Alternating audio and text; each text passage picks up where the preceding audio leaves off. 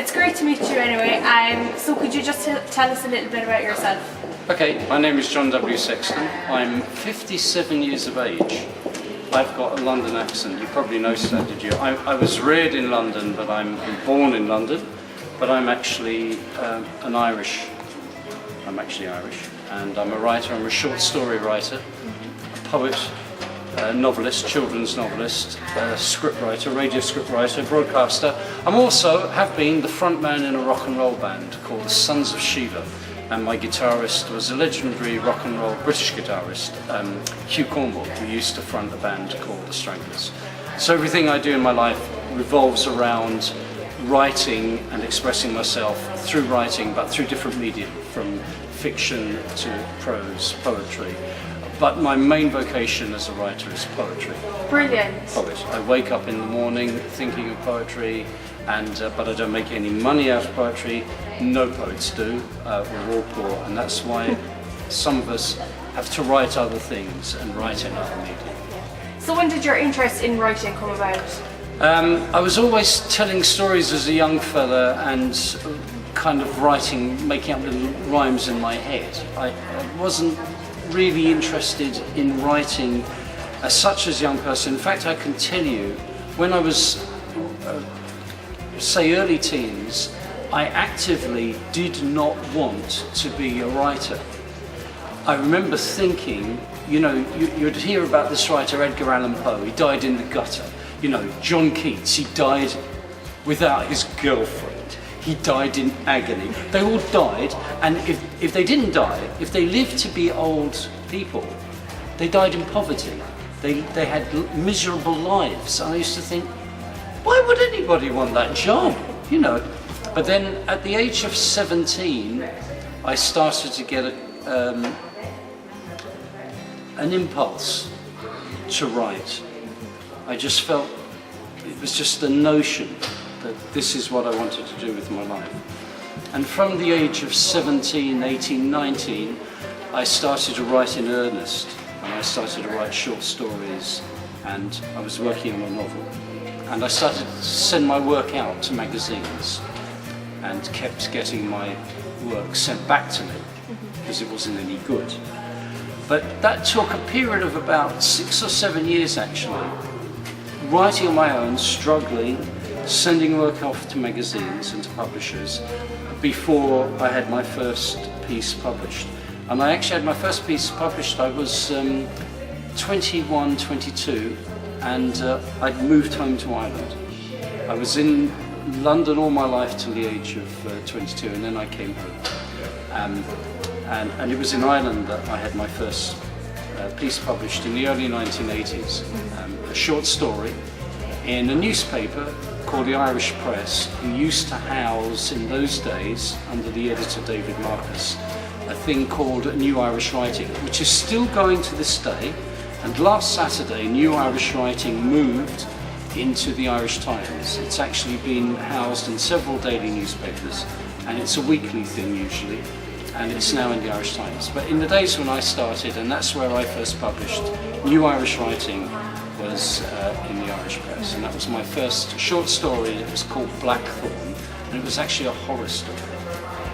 And do you have a favourite piece that you've written? No, I hate everything I've ever written. It's actually very healthy, but it's also, that's a serious answer.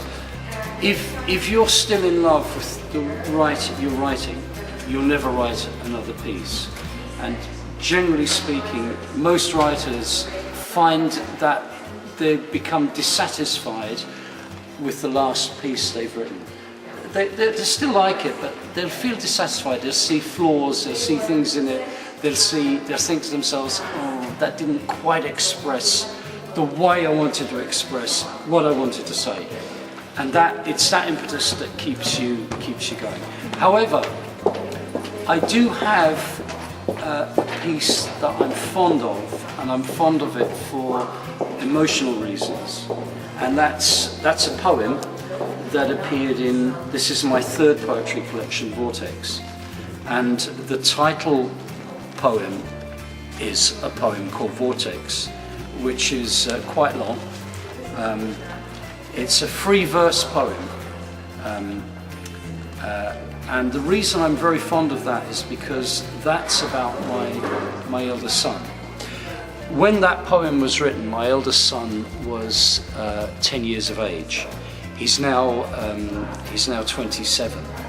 It'll be his 27th birthday in about a month's time. Matthew, my son, he was never 10.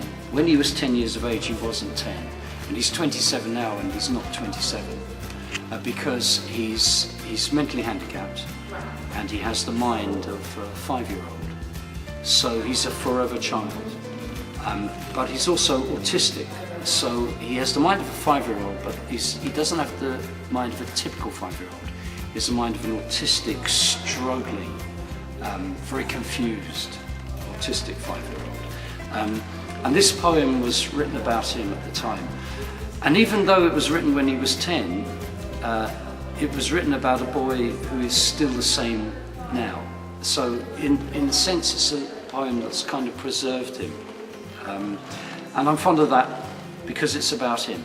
And he's really, I've got 2 sons, but because of his handicap, he's brought an amazing grace and knowledge into my life. So in terms of liking pieces that I've written, I felt that piece did some justice to what I wanted to say about him. However, because I was writing about him, and this is always a writer's dilemma, there comes this thing where you think sometimes you might have exploited the people you're writing about, if you understand. Yeah. So there is a kind of a dilemma where when I'm writing about him, I feel I have to be very careful and I have to be true to him. But in that piece, I'm still fond of that because I feel that I succeeded, not only as a writer, but as a father in that piece. So I'm fond of that. Yeah. But usually you're not fond of your writing. You want to be better than the last piece. Yeah. So you've been a very successful writer and poet, but what in your eyes do you think has been your biggest accomplishment? I'm successful as a writer because I'm still alive and I'm still writing. That's how we measure success. I earn a living through writing and through things to do with writing, like teaching. But sorry, what was your question? Because your biggest accomplishment, do you think? My biggest accomplishment is still actually being alive. That really is my biggest accomplishment. It's very hard. It's a very hard question to answer as a writer.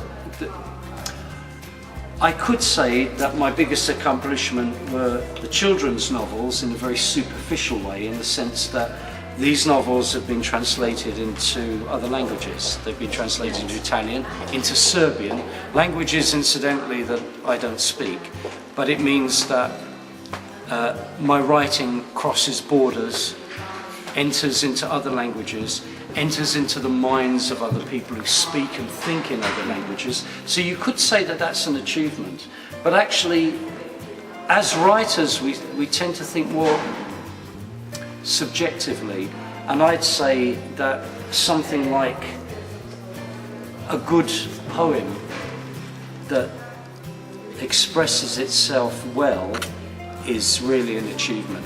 That's a poem called Londulf, and as you know, Londulf is the Irish for blackbird, and that's a poem about a blackbird. But it's actually not just about a blackbird, it's a metaphor, and it's really a poem about myself. It's a poem about a poet. I think that is a poem that's well made, and to me that's actually the best achievement that a writer has. But that's an achievement that other people might not recognize, whereas people might recognize success as an achievement. You know, being published in other countries and other languages, it's great because it keeps you going as a writer. But they're very superficial achievements. To me, I like stories that I still like 10 years later. I like poems that I can look at now and I can say, oh, I'm still proud of that writing. Do you know, I have pieces of writing I look at now and I'm thinking, Oh, I could do better than that now. But that's what keeps us writing as well. That's why we write the next piece and the next piece and the next piece. What's your favourite thing about being a writer? Do you know something? I have to tell you this now. As a poet, 57 years of age, I often wake up in the morning and think, why didn't I become a plumber? Why didn't I become someone who had a useful skill where I could have a pension and I could have savings and I could have money in the bank and I wouldn't be worrying about what tomorrow is going to bring. But you know, if I had the choice not to be a poet, I wouldn't take it. So you've got a big pile of books there. Are they all belong to you? Have you written them all? All of these are written by me. These are two of them are children's novels, and these are collections of poetry. But these aren't written by me at all. But I want to show these to you because this is the kind of work that writers do as well. And as well as writing, I'm also an editor.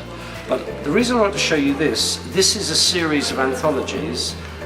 These date from 2008 to 2012. And this anthology is called The Unfinished Book. It's actually called The Unfinished Book because the Cork City Arts Office don't want the project to ever finish.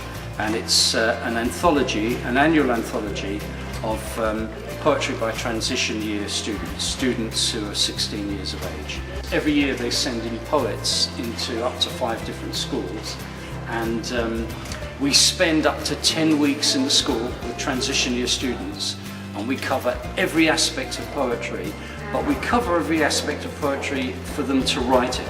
So they try everything. They write free verse poetry, formal verse, sonnets, sound poems, raps, all kinds of things. There's long poems, short poems, every possible way of expressing yourself through poetry is covered, and the students have a go at expressing themselves through every form of poetry possible. And that's something that writers do. Besides writing our own work, we also nurture other writers, and then we make a selection of that work, and we edit it. Editing, though, is not something where you change a writer's work. It's a process whereby you take a writer, and through your experience, you try to get them to bring their writing up to the next level. And that's something that we do ourselves as writers. You know, never think ever when you pick up a book that it came out like that. It never did. You know, most of these poems, for instance, go through several drafts. I could be working for a week on a poem, I could be working for weeks on a poem. This book this is a children's novel, and this came out in the beginning of the new millennium, around about 2000. And it was written over a period of 47 weeks. I wrote this at my ease over 47 weeks, and I wrote a chapter a week. Now, of course, I wasn't writing only the chapter a week, I was doing other work as well. But this was written as a serial, originally as a serial for a radio show. And that took 47 weeks to write. This book is the second in this series, and it's a science fiction adventure comedy. And it's 60,000 words in length, which is an average standard size for a novel. This took me 6 days to write. I wrote 10,000 words a day, and I wrote this in 6 days. But do not think that the book I'm showing you now was actually written in 6 days. It wasn't. Because after I wrote the first draft, in 6 days, at breakneck speed, I then spent several months rewriting it, fixing it, taking things out that didn't work, putting in new things that I'd left out. And so writing is a process of rewriting. So this was written in 6 days, That's true, but it's also false. This actually took several months to write and to finish and to get it the way it is now. So if you look at this now, this is a book of poetry. This book actually took several years to write because the poems were written over a period of several years. This collection of poems, this is my latest one, called The Offspring of the Moon, that actually took about a year to write. But it took a year to write in dribs and drabs. It's a collection of poems that were written in the space of about 11 months.